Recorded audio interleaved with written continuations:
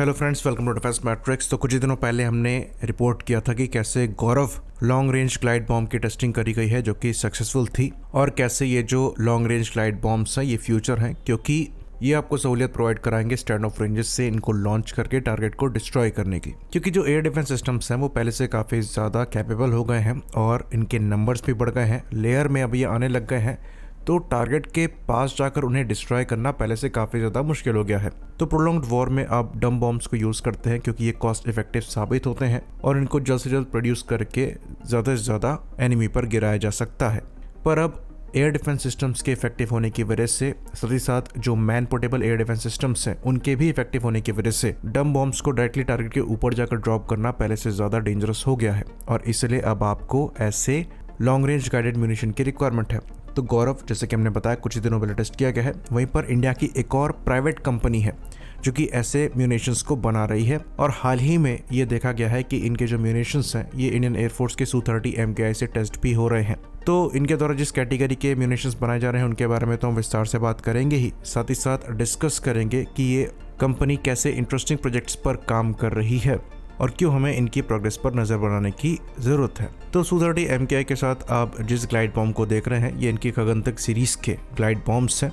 Most likely ये K243 है जो कि करीबन 300 किलोग्राम क्लास का ग्लाइड बॉम्ब है, और ये मैक्सिमम आपको 120 किलोमीटर के ऊपर की रेंज प्रोवाइड कराने में सक्षम है। तो करीबन 4 मीटर के अप्रॉक्स लेंथ है यहाँ पर, और डायमीटर 290 मिलीमीटर का है। वहीं पर जो विंग स्पैन है ये 3 मीटर के अप्रॉक्स है, और जैसे कि हमने बताया वजन यहाँ पर 300 किलोग्राम है। गाइडेंस के लिए यहाँ पर मिड कोर्स के लिए यहाँ पर सैटेलाइट गाइडेंस को इनर्शियल नेविगेशन सिस्टम के साथ यूज़ किया गया है। वहीं पर टर्मिनल में यहाँ पर इनर्शियल नेविगेशन सिस्टम GPS या फिर इलेक्ट्रो ऑप्टिकल IR सेंसर को इस्तेमाल किया जा सकता है।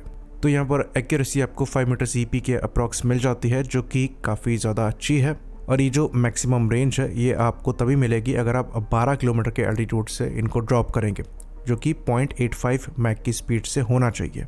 तो इस सीरीज़ के 4 तरीके के बॉम्ब बनाए जा रहे हैं, K1260, K720, K450 और ये K243।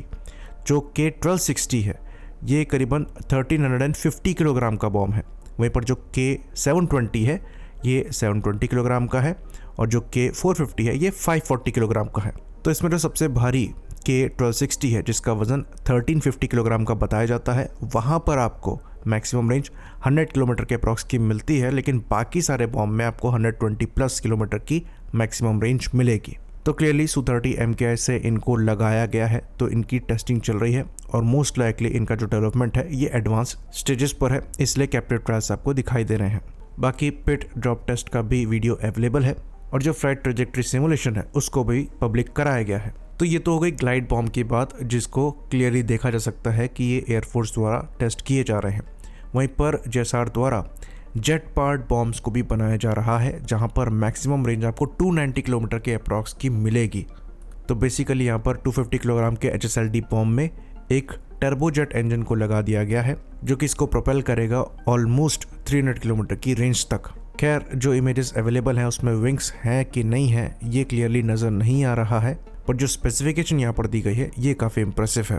बाकी ये चीज़ भी इंप्रेसिव है कि यहाँ पर रॉकेट मोटर के बजाय टर्बोजेट को इस्तेमाल किया जा रहा है, जिसकी वजह से आपको एक्सटेंडेड रेंज मिल रही है। बाकी एक और जो इंटरेस्टिंग प्रोजेक्ट है JSR डायनामिक्स का, ये long range powered precision guided munition है। बेसिकली वो एक क्रूज मिसाइल है जो कि करीबन 400 किलोग्राम क्लास की है, और वहाँ पर भी टर्बोजेट इंजन को इस्तेमाल किया जाएगा।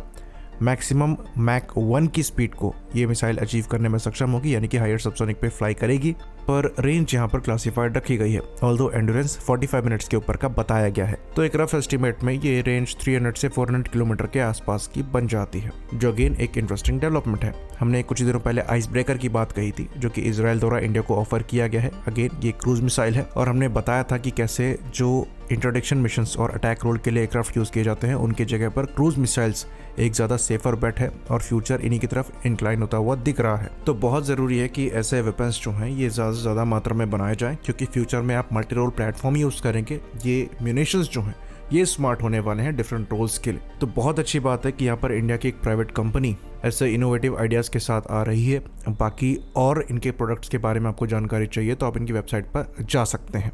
आई होप इन्फॉर्मेशन यहाँ पर क्लियर रही हो। इसी बात पर इस वीडियो को हम ख़त्म करेंगे। लाइक करिए, सब्सक्राइब करिए। जय हिंद।